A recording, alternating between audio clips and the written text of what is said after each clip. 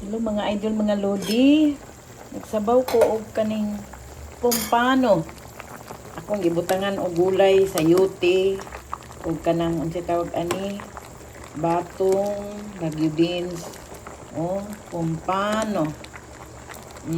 Yan, sayote. Gibutangan akong cabbage, kay unsa ray na ay gulay. Basta mahimo lang, kamo na lang mo desisyon ani kay lami naman ni kaayo. Ako lang ning tilawan, mga idol, mga lodi, kay nagbukal-bukal na. Kating lamian na.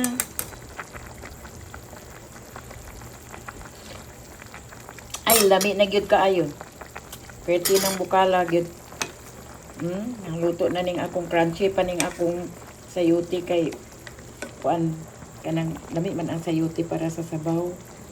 Kani pompano maski unsa ning luto lami gid ni siya, pompano fish.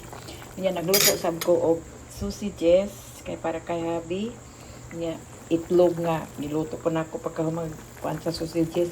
So palungon na nako ni mga idol, mga lodi, kay gabukal-bukal na perti nang lamia sa akong sabaw.